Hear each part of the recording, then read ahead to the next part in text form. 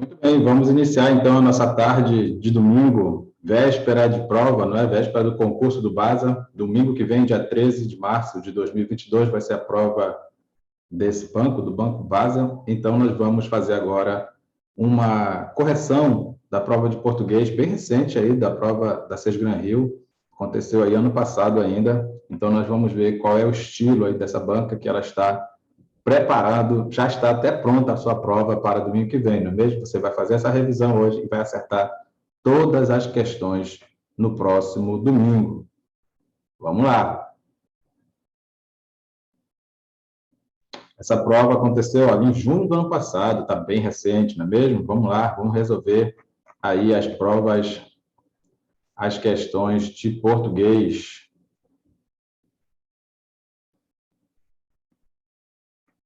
Logicamente, vamos ler o texto e vamos resolver todas as questões dessa prova. Lições após um ano de ensino remoto na pandemia.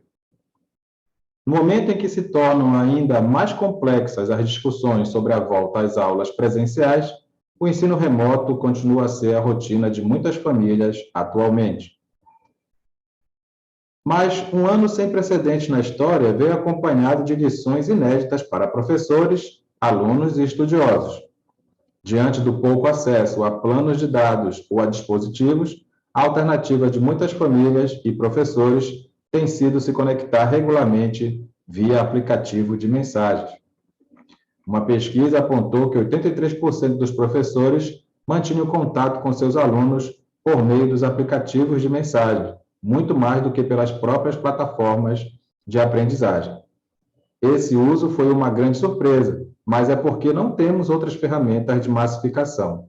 A maior parte do ensino foi feita pelo celular e geralmente por um celular compartilhado entre vários membros da família, o que é algo muito desafiador. Outro aspecto a ser considerado é que, felizmente, mensagens direcionadas são uma forma relativamente barata de comunicação.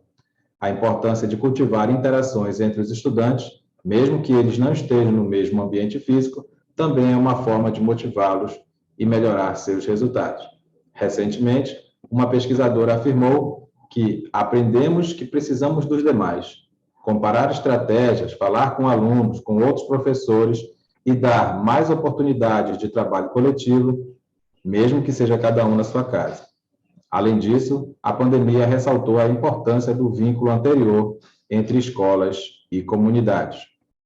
Embora seja difícil prever exatamente como o fechamento das escolas vai afetar o desenvolvimento futuro dos alunos, educadores internacionais estimam que estudantes da educação básica já foram impactados. É preciso pensar em como agrupar esses alunos e averiguar os que tiveram ensino mínimo ou nulo e decidir como enfrentar essa ruptura com aulas ou encontros extras com anos letivos de transição. Muito bem, vamos então direto para a primeira questão.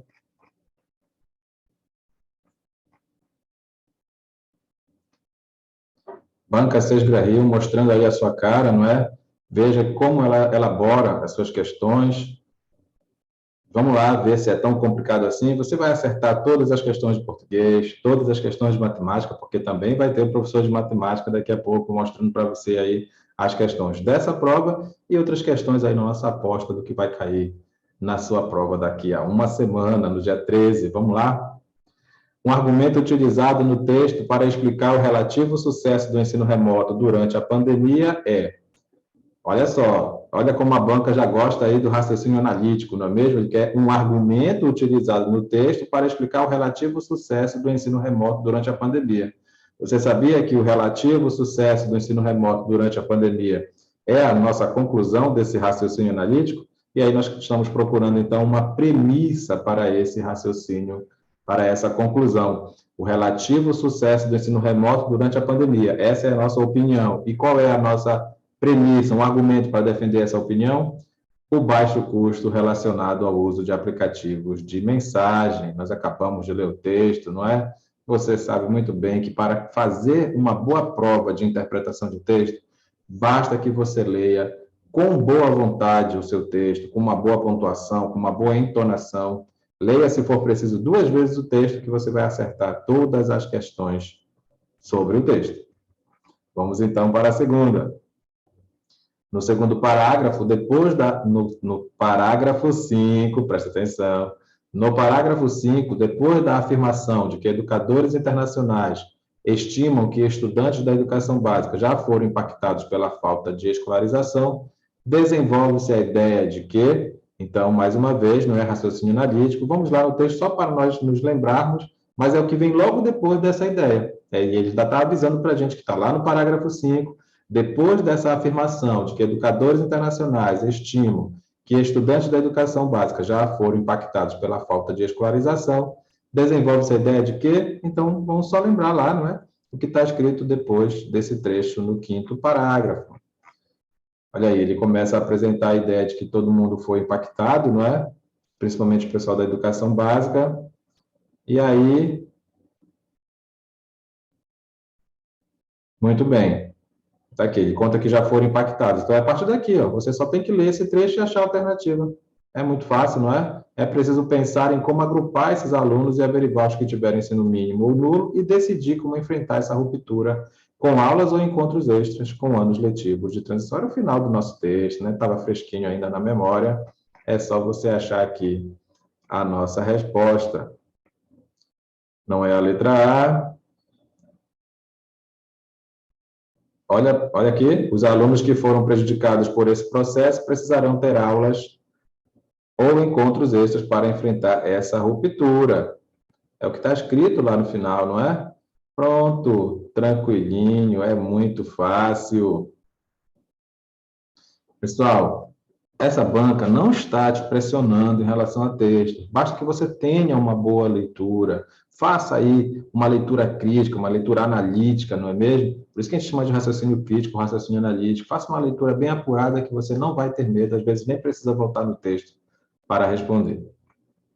Vamos direto para a terceira questão, então, que agora sim já é questão de gramática. E você que está participando das nossas aulas sistemáticas aqui no curso 100% Conexão, você já sabe de cara, sem gastar todo o seu 1 minuto e 25 segundos, que uma família dá concessão, não é? Concessão é aquilo que era para acontecer, mas não acontece. Olha como a gente não precisa nem terminar de ler a questão para acertar a nossa resposta. Isso você adquire como? Com prática, não é? Então, se você quer ter essa prática, pode vir aqui. Pega o nosso contato, descobre aí como é que você participa dos nossos grupos específicos de estudo com aulas ao vivo, você pergunta para o professor responde a você, beleza? Então, vamos lá, vem comigo para que a gente possa fazer junto essa caminhada rumo à sua aprovação.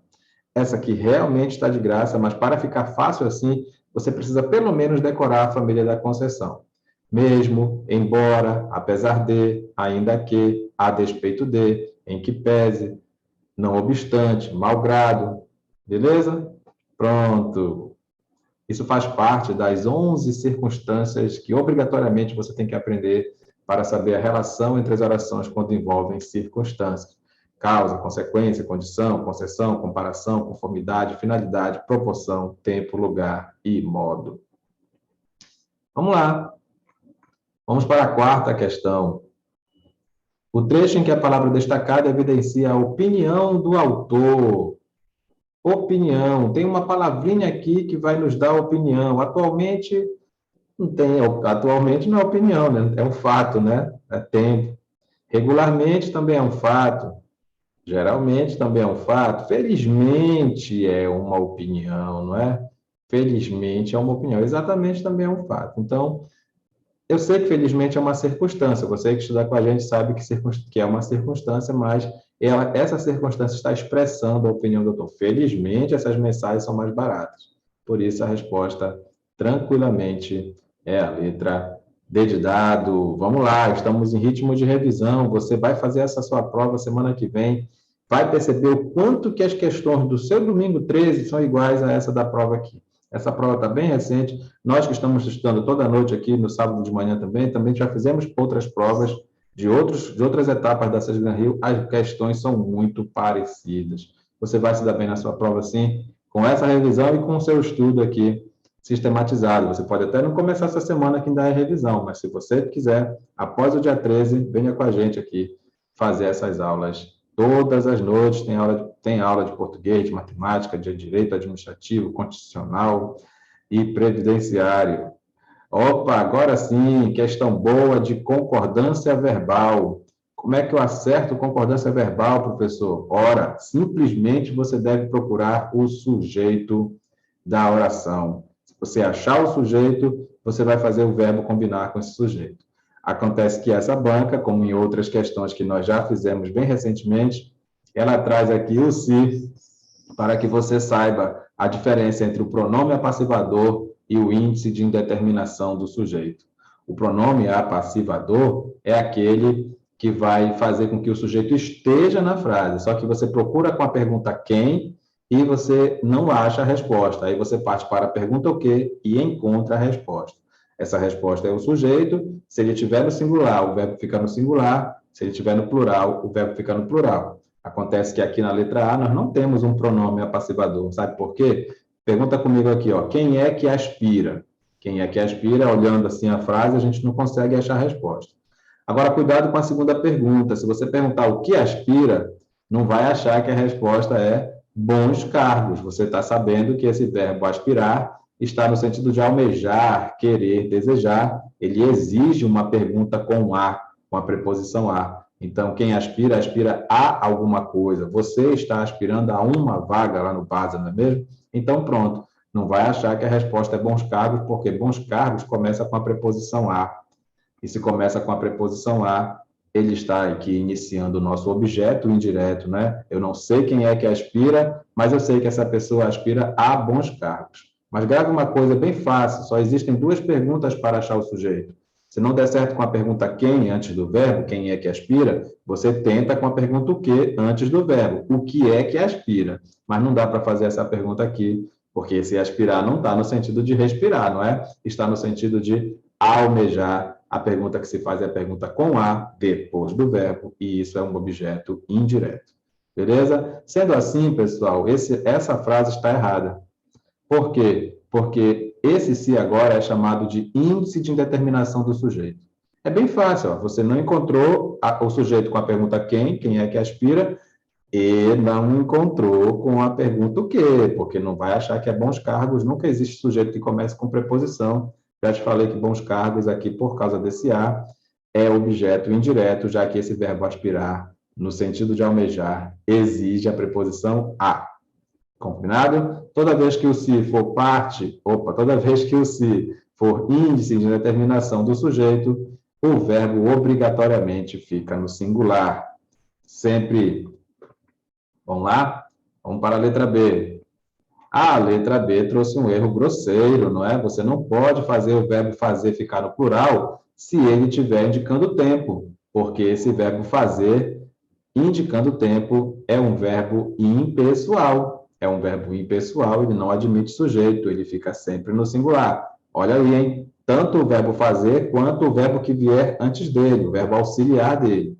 Combinado? Sempre que o verbo fazer indicar tempo, ele fica no singular. E o seu auxiliar também. Não vai dizer assim, ó, devem fazer 2 anos que isso aconteceu. Não, não. Deve fazer 2 anos que isso aconteceu. Beleza? Agora a letra C trouxe de novo o se, então você tem que fazer a mesma análise. Pergunta primeiro quem é que combate. Se não achar a resposta, pergunta o que é que essa pessoa combate. Vamos lá. Quem combate, olhando rápido para a frase, você não vai achar mesmo a resposta. Mas pergunta o que é que essa pessoa combate. Qual é a resposta? Batalhas comerciais. Olha que bacana. Batalhas comerciais é o sujeito do verbo combater. Por isso que o verbo combater está no plural. Este nosso se é o nosso exemplo de pronome apassivador. Pronome apassivador. Você está percebendo, então, que vai ser pronome apassivador se você encontrar a resposta do sujeito com a segunda pergunta. Lembra que só tem 2 perguntas para achar o sujeito. Quem é que combate? Não encontrei, mas tem alguém que combate. E aí eu pergunto, o que é que essa pessoa combate? Resposta é batalhas comerciais. O sujeito está no plural, então o verbo fica no plural. Não confunde com o se aqui da letra A. Por que esse se da letra A foi chamado de índice de indeterminação do sujeito? Porque realmente eu não sei quem é que aspira, eu sei que tem alguém que aspira, mas não sei quem é. E quando eu fui fazer a segunda pergunta, o que aspira, não colou, Porque para esse verbo aspirar, no sentido de almejar, não tem realmente a pergunta o quê? Na verdade, existe a pergunta com a depois do verbo. E aí, pergunta com preposição não é pergunta de sujeito.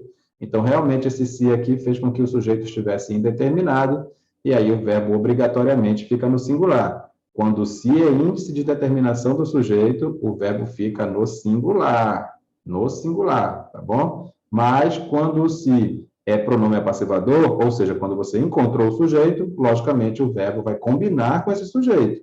Sujeito singular, verbo no singular. Sujeito plural, verbo no plural. Então, pronto, a gente já tem aqui a nossa resposta. Vamos ver por que a letra D está errada. A letra D trouxe o verbo existir. E sempre existe sujeito para o verbo existir. Combinado? Sempre existe sujeito para o verbo existir. É só você perguntar antes do verbo o que é que existe. Claro, a primeira pergunta seria quem existe, mas aqui provavelmente não tem resposta para a pergunta quem existe, você parte para a pergunta o que existe. E quando você perguntar o que é que existe, a resposta é problemas. Problemas, está no plural, então tem que ser como? Existem, existem. Logicamente, sempre existe sujeito para o verbo existir. Não vai confundir aí com o verbo haver no sentido de existir. Se fosse o verbo haver, aí sim, se fosse o verbo haver no sentido de existir, sabe como é que você ia fazer? Você ia deixar o verbo no singular, porque é outro verbo impessoal. Sempre que o verbo haver puder ser trocado por existir, ocorrer ou acontecer, ele, o verbo haver e o seu auxiliar sempre ficam no singular, nunca no plural. Mas aqui era o verbo existir, sempre existe sujeito para o verbo existir. Estamos combinados? Vamos então para a letra E. E a letra E trouxe de novo um se, pessoal. Não confunde. Trouxe de novo um se chamado de índice de indeterminação. Nossa, mas como é que você já sabe que é índice de determinação? Porque não existe sujeito que comece com preposição. Não existe. Quando você fizer a primeira pergunta para o verbo precisar, você vai perguntar assim, quem é que precisa? E aí a resposta, eu não sei. Tem alguém que precisa, mas eu não sei. E aí eu pergunto, o que é que essa pessoa precisa? Olha, pessoal, não existe a pergunta o que precisa. Porque quem precisa, precisa de alguém ou de alguma coisa. Então, de equipamentos digitais, é, é o objeto indireto do verbo precisar. Você só tem que lembrar que só existem duas perguntas para o sujeito. Pergunta quem, pergunta o quê. Não é a resposta da pergunta o quê, equipamentos, pessoal, porque de equipamentos digitais é a resposta da pergunta precisa-se de quê? Pergunta depois do verbo, objeto indireto. E ainda estamos procurando o sujeito, que são as perguntas antes do verbo. Então, esse se é índice de determinação do sujeito, o verbo obrigatoriamente fica no singular. Não esqueça, leve essa informação para a sua prova e você vai acertar, que vai cair uma questão igualzinha a essa, domingo que vem, dia 13. Você vai acertar e vai ficar classificado, quem sabe até entre os primeiros colocados, para ser logo chamado, logo convocado no seu concurso, não é mesmo? Vamos para a questão 6. De acordo com a norma padrão da língua portuguesa, a concordância do termo em destaque está plenamente respeitada em concordância, tá bom? Concordância. Pode ser concordância verbal, pode ser concordância nominal. Concordância verbal, acabamos de ver, né? É a combinação do verbo com o sujeito. Mas, às vezes, também tem que fazer a concordância nominal. Masculino com masculino, feminino com feminino, singular com singular, plural com plural. Beleza? Vamos lá, então. É bom que já está até grifado aqui, ó. Pergunta o que é que tem que ser desenvolvido aí, o que é que precisa ser desenvolvido. Vamos ver? A capacitação dos técnicos e o atendimento dos trabalhadores da área de saúde precisam ser desenvolvidos. Olha que bacana, pessoal. Olha que bacana. O sujeito é composto, e quando o sujeito é composto, eu tenho que fazer o verbo ficar no plural, beleza, o verbo está no plural, e também tenho que fazer a combinação com os dois. Quem é o primeiro? Ó, o primeiro é capacitação, é uma palavra feminina, e o segundo é atendimento, é uma palavra masculina. Então, sabe como é que fica? Fica desenvolver dois. Fica desenvolver dois. É isso mesmo, fica no masculino plural. É a regra, não é mesmo? É a regra. Se você tem masculino e feminino, não é? Se você tem feminino e masculino, na hora de fazer a combinação no plural, fica masculino plural. É só não esquecer dessa regra, bem simples, você conhece desde o tempo da sua escolinha. Beleza? Olha só, sem medo de ser feliz, você marca a letra A, porque é a de alternativa certa. Agora vamos ver por que a letra B está errada. Quem é que deve ser acolhido? Pergunta lá quem é que deve ser acolhido. As famílias dos alunos e os professores da rede pública. Então, mais uma vez, um sujeito composto. Então, já está certo o verbo. Beleza, o verbo está certo no plural, porque todo sujeito composto leva o verbo para o plural, com algumas raras exceções, não é mesmo? Agora, repara que o primeiro núcleo é famílias, uma palavra feminina, e o segundo núcleo é professores, uma palavra masculina. O que é que nós acabamos de combinar? Você tem masculino e feminino, na hora de fazer o plural, como é que fica? Masculino plural. Masculino plural. E aí fica tudo tranquilo. Está errado aqui. Não pode ser acolhidas. Tem que ser acolhidos. Beleza? Muito bem. Então, pelo jeito, é a mesma coisa sempre. Ó. Mais uma vez aqui nós temos um sujeito composto. Bora logo ver quem é o primeiro núcleo. O primeiro núcleo é estudo, masculino. O segundo núcleo é realização, feminino. O que é que a gente acabou de combinar, pessoal? Ah, não. Observa que o verbo está no plural, viu? Isso é legal. O verbo está no plural. Concordância verbal está acontecendo, de boa. Mas acontece que também tem que fazer a concordância nominal. Se eu tenho masculino e feminino, na hora de fazer o plural, a regra geral é essa. Vai para masculino plural. Mas não pode ser de algum outro jeito? Não pode combinar com o mais próximo? Tem esse negócio de combinar com o mais próximo? Tem. Tem. Quando o sujeito é composto e está depois do verbo, aí sim tem esse negócio de combinar com o mais próximo. Mas aqui o sujeito composto veio primeiro.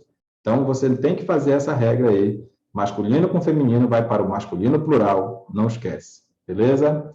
Pelo jeito, é esse o erro em todas elas. Ó. Olha aqui, de novo eu tenho um sujeito composto.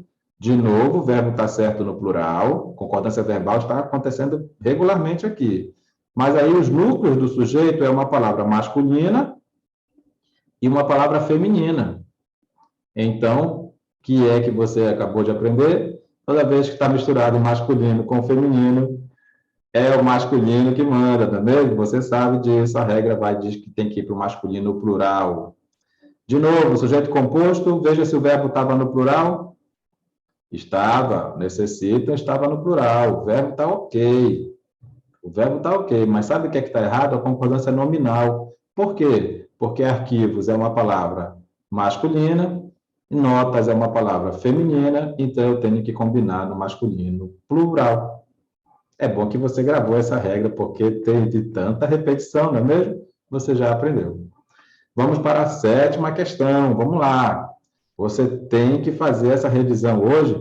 Revisa esse mesmo vídeo aí ao longo da semana. Você vai ver que dia 13, a sua resposta, a sua prova vai estar bem parecida com essa aqui, porque essa é uma prova bem recente da CESBRANEL, e você vai acertar todas as questões, inclusive de matemática. Após a nossa aula de português, o professor de matemática vai entrar para resolver aí as questões com você dessa prova aí também de matemática e outras questões que podem vir aí na sua prova do domingo que vem. Beleza? Vamos lá, então. O pronome oblíquo átrio em destaque está colocado de acordo com a norma padrão. Colocação pronominal é um assunto, pessoal, muito importante para a sua prova, importantíssimo, mas você só aprende realmente na prática, aprendendo principalmente as regras de obrigação. Quais são os casos de próclise obrigatória? Quais são os casos de mesóclise obrigatória? Quais são os casos de ênclise obrigatória? Você conhece esses três nomes que eu sei, você já está aí revisando essa matéria, não é mesmo? Você sabe que próclise é quando você coloca o pronome antes do verbo, mesóclise é quando você coloca o pronome dentro do verbo, e ênclise é quando você coloca o pronome depois do verbo. Cada um deles tem regras de obrigação. Como assim? Às vezes é obrigado deixar o pronome antes do verbo, às vezes é obrigado deixar o pronome dentro do verbo, e às vezes é obrigado deixar o pronome depois do verbo. Quando não tem regra de obrigação, aí você pode ficar mudando a posição do pronome para antes ou depois do verbo. Beleza? Vamos ver o que é que a banca trouxe para nós aqui. Na letra A, trouxe o se depois do verbo. Trouxe o se depois do verbo. Então, isso é uma ênclise. Mas pode? Não pode. Porque aqui eu tenho um caso de próclise obrigatória. Como assim próclise obrigatória, professor? É porque a palavra sempre é uma circunstância de tempo. E todas as circunstâncias fazem parte da sua lista de palavras atrativas. Você deve decorar daqui para o próximo domingo a lista de palavras atrativas. Todas as circunstâncias, todas as conjunções subordinativas, quase todos os pronomes são atrativos. Então, você decorando essa lista de palavras atrativas, fica mais fácil, porque a palavra sempre é uma palavra atrativa, esse pronome deveria estar antes do verbo, fazendo a próclise obrigatória. Não é a letra A nossa resposta. Muito menos a letra B, porque a letra B começa assim, ó, se reclama muito da vida. Se reclama, né? Alguém reclama. Você sabe que esse se aqui, cuidado, não vai achar que esse se é uma conjunção condicional. Ah, se você reclama da vida, você não vai passar no concurso. Bom, se fosse isso, né, esse se seria conjunção condicional, ele estaria correto aí na frente. Mas aqui, ó, se reclama muito das dificuldades, quer dizer, alguém reclama muito. É assim que você sabe que o se é pronome oblíquo, né, pessoal? Quando você sabe que o se é alguém, não é mesmo? Representa alguém. Então, se reclama muito das dificuldades, alguém reclama muito, alguém está se reclamando. Ok? Beleza? Então, você sabe que esse se é pronome e a regra de ênclise obrigatória padrão é que você nunca vai começar a frase com pronomezinho. Pronomezinhos são os pronomes oblíquos átonos, ó, me, te, si, o, a, os, as, lhes, nos e vos. Esses pronomes não podem iniciar a frase. Mais uma vez eu vou te alertar, se esse se fosse conjunção condicional, é claro que ele poderia estar aqui no início da frase, mas esse se está representando alguém que reclama, então é claro que ele não é.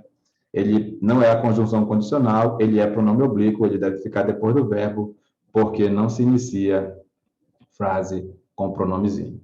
Beleza? Aqui é um caso de ênclise obrigatória. Letra C. De novo, nós trouxemos aqui uma palavra atrativa. Palavra nunca é uma palavra atrativa. Então, o se tem que ficar antes do verbo. Nunca é uma circunstância, não é? De tempo, de negação, não importa. Todas as circunstâncias são atrativas, fazem com que o pronome fique em próclise obrigatória. Nossa, ainda não achamos a resposta, hein? Aqui tem uma coisa interessante. A palavra se não, aqui não é locução verbal. Cuidado, não vai pensar que isso aqui é uma locução verbal, hein?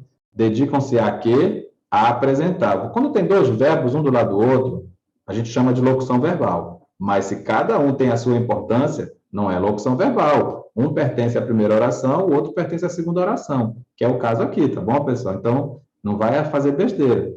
Dedica-se a quê? A pesquisar novos métodos. Então, isso aqui é uma oração e isso aqui é outra oração. Então, bate a mesma regra de sempre. A palavra sempre é atrativa, não posso deixar esse pronome depois do verbo. E ainda que fosse uma locução, vamos considerar que é uma locução verbal, só para você aprender uma regra importante. Não pode ter esse tracinho aqui, ó. Não pode ter esse tracinho aqui, porque senão estaria caracterizando a ênclise. E aí não posso fazer ênclise com palavra atrativa. Combinado? Mas saiba que se fosse uma locução verbal, o pronome está certo em qualquer lugar aqui. Beleza? Isso é bacana, não é? Pronto. Vai ter que ser a letra E a nossa resposta, tá bom, pessoal? Mas cuidado, não vai dizer que é por causa da palavra quando, tá? Não é por causa da palavra quando, porque a palavra quando é uma palavra atrativa, sim. É uma palavra atrativa, mas aqui ele não está próximo do si, né? Quem está próximo do si é a palavra escolas. A palavra escolas é substantivo e substantivo não é palavra atrativa. Então, sabe o que você faz? Você diz que é porque isso aqui é uma oração subordinada. E a oração subordinada nos impele a deixar o pronome antes do verbo. Está correto, a letra E. É a nossa resposta. Que bacana! Vamos, então, para a próxima questão. Vamos lá. Volte quantas vezes for preciso a esse vídeo para que você veja, não é? Aí todas essas questões sendo resolvidas, que assim você vai resolver na sua próxima prova, domingo que vem. De acordo com a norma padrão da língua portuguesa, o uso do acento grave indicativo de crase é obrigatório. Na palavra destacada, pessoal, não perca tempo com crase. Não perca tempo com crase. Tu tá vendo o A aqui com S ou sem S? Sem S, não é? Como é que ele vai combinar com a palavra situações? Me diz. Como é que ele vai combinar com a palavra situações? Não tem como, não é? Não tem como. De repente, se fosse as situações, ainda ia verificar se ia ter crase ou não. Porque você sabe que são dois motivos para a crase. Primeiro, tem que ter uma pergunta com A antes, e depois o A tem que combinar com a próxima palavra. Mas aqui o A nem combina. Situações está no plural, e o A aqui não tem S. Esse A aqui é uma única preposição, não tem artigo. Ó. O ensino remoto levou quem? As famílias, mas levou a que? As situações. Então, esse A aqui realmente é uma preposição sozinha, não pode ter crase. Vamos para a letra B. É claro que na letra B também não vai ter crase, porque a palavra para é preposição, né, pessoal? Nós só temos um caso que a gente tem que aturar na língua portuguesa, que depois de preposição tem crase. Você sabe qual é? A preposição até, não é? A preposição até que torna a crase facultativa, não é mesmo? Na redação você não vai colocar crase depois do até, nem sonhando. Mas para a sua questão de concurso, coloque sim ou não coloque, tanto faz, porque depois do até preposição, a crase é facultativa. Mas para qualquer outra preposição, é inaceitável que você coloque crase aqui, porque não existe crase com preposição mais preposição, não é mesmo? Crase é preposição a com artigo a. Não existe crase na frente de essa nem na frente de esta. Guarde essa informação com carinho. Não existe crase na frente de essa nem na frente de esta. Beleza? Pronto. Não existe crase na frente de verbo. Não existe crase. Mas, professor, quantas regras existem de crase, então? Só uma. Só uma. Tem que ter uma pergunta com a que, a quem ou aonde. E o a que você está vendo aí na resposta tem que combinar com a próxima palavra. Ou seja, essa próxima palavra tem que ser um substantivo feminino. Como é que vai ter crase na frente do verbo? Como é que vai ter crase na frente de palavra masculina? Como é que vai ter frente do essa e do esta, do uma? Ah, para com isso. Tem que ser a letra E a nossa resposta, porque você está vendo aí, ó, que graças a que, tem uma pergunta aqui, ó, graças a que, não é? Graças a que, e a resposta é a dedicação, porque dedicação é um substantivo feminino, está faltando colocar uma crase aqui em cima desse a, porque essa é a regra de crase, ó. Tem que ter uma pergunta com a, graças a que, e a resposta é a dedicação. O a que você está vendo combina com dedicação, porque dedicação é um substantivo feminino e está combinando singular com singular. Pronto, aqui tem preposição mais artigo, é essa a nossa resposta. Pronto, vamos lá para a questão 9. De acordo com a norma padrão da língua portuguesa, o emprego adequado da vírgula está plenamente atendido. Pessoal, não pira a tua cabeça com pontuação. Grava a regra geral de pontuação segundo o 100%. Sabe qual é a regra geral de pontuação segundo o 100%? É simples assim. Faça uma pergunta, ou antes do verbo, ou depois de outra palavra. Faça qualquer pergunta e verifique se a resposta está perto da pergunta.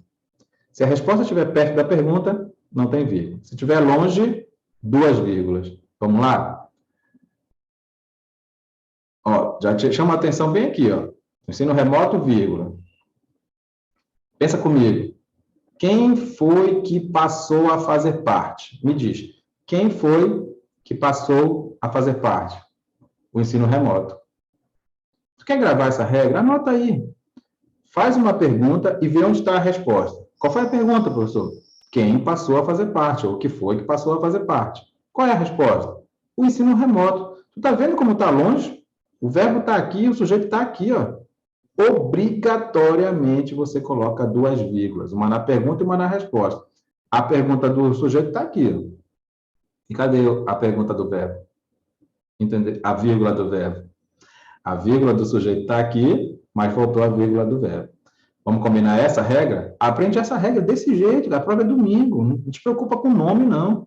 Vamos lá. Fez uma pergunta, achou a resposta? Se tiver grudado na pergunta a resposta, se o ensino remoto estivesse do lado do passou, é claro que não precisava de vírgula, nem pode.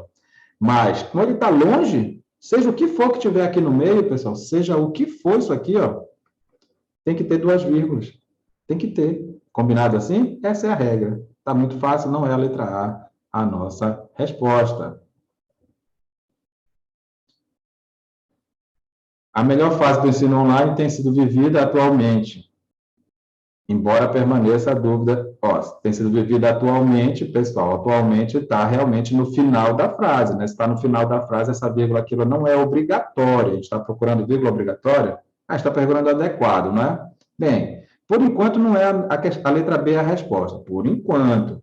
Porque essa vírgula aí não é necessária. Você sabia que a circunstância é no final da frase? Olha aqui, ó. Essa frase acaba bem aqui. A frase acaba aqui. A melhor fase do ensino online tem sido vivida atualmente. Tá bom? Acaba aqui. Então, não precisa dessa vírgula. Tá? Ela não está adequada. Eu posso até dizer que ela está aqui por uma função estilística do autor, para reforçar a palavra atualmente, sabe lá. Mas é forçar demais, não é, pessoal? Por enquanto, não é a letra B a nossa resposta. Eu quero uma que esteja realmente adequada. Como o país não tinha experiências significativas no ensino remoto, precisou aderir à prática de forma emergencial. Mas olha, é claro que essa vírgula está perfeita, porque eu trouxe uma circunstância do final para o início da frase. Uma circunstância do final para o início da frase. Eu inverti a lógica da coisa, não é? Por que o país precisou aderir à prática de forma emergencial? Por que foi? Porque ele não tinha experiências significativas no ensino remoto.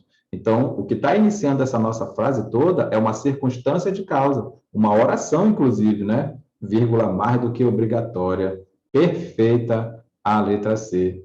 É ela a nossa resposta. Vamos ver por que a letra D está errada. A qualidade do ensino remoto era questionada no passado. Mesma coisa lá da letra B. Mesma coisa lá da letra B. No passado, pessoal, é uma circunstância e ela está no final. Por que eu vou colocar essa vírgula aqui? Tá bom? Em algumas situações você aceita, mas não por ser obrigatória, porque a pessoa quer enfatizar esse finalzinho aí, essa circunstância. A gente aceita, porque quer passar no concurso, né? Mas obrigatória não é de jeito nenhum. Então, é lógico que a letra C é realmente a mais correta.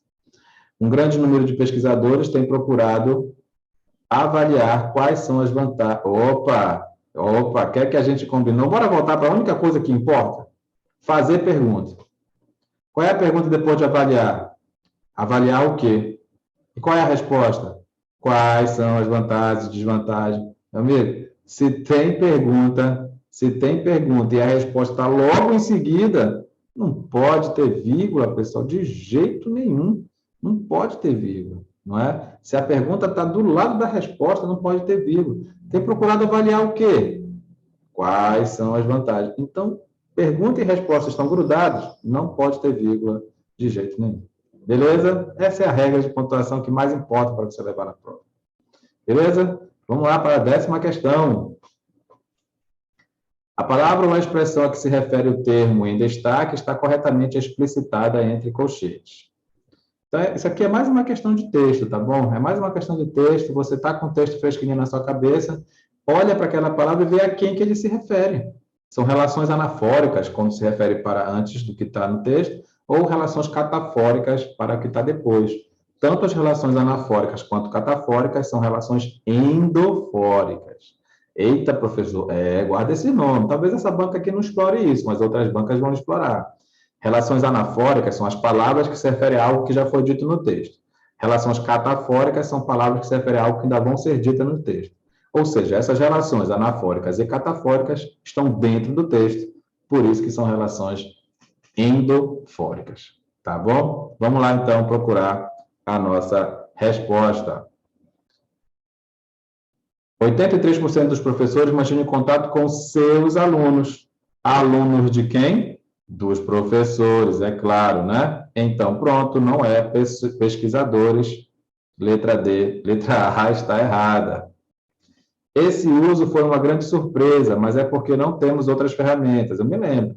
Esse uso aqui é o uso do WhatsApp, né? Ele não fala WhatsApp lá, logicamente, né? Mas é o uso do WhatsApp, o uso de mensagens instantâneas, não é? E outros aplicativos por aí também. Então, não é de contato, não, tá? É das mensagens instantâneas. Aprendemos que precisamos dos demais. Dos demais quem? Uns dos outros, das outras pessoas, não de resultados. É só, pessoal, isso aqui é texto, tá? É texto. Vai lá no texto que você vai confirmar. É só ver a quem que a palavra se refere. Averiguar os que tiveram ensino mínimo ou nulo. Os alunos, né? Os alunos que tiveram mínimo ou nulos. Olha aí, que bacana. Pessoal, não quero ver você dizendo que isso aqui é difícil. É só procurar no texto. É sério, tá bom? Decidir como enfrentar essa ruptura. Essa ruptura foi o afastamento, não é? Eu acho alguma coisa assim, afastamento ou aquela questão de ser difícil lá, o acesso. Não tem nada a ver com desenvolvimento. Pessoal, é mais uma questão de interpretação do texto do que de gramática, não é mesmo? Então, você vai acertar. Vamos para a próxima. Opa, não vamos não, porque o professor de inglês não vai poder dar aula hoje, não é mesmo? Então, aqui nós já fechamos a nossa prova de português, uma prova bem recente aí da banca Sage Gran Rio, não é? Então, você agora já sabe o estilo, quem está estudando com a gente aqui toda noite sabe que o estilo é esse aí, bem fácil, bem bacana, questões até repetitivas, na verdade. Venha para cá com a gente para as aulas de estudo sistemático do curso 100% Conexão, que você vai garantir a sua aprovação. Valeu? Daqui a pouquinho o professor aí de matemática vai resolver essas questões de matemática dessa mesma prova e outras questões aí para a gente fazer um fechamento de revisão para a sua prova do domingo que vem, dia 13, prova do básico. Valeu! Até a próxima!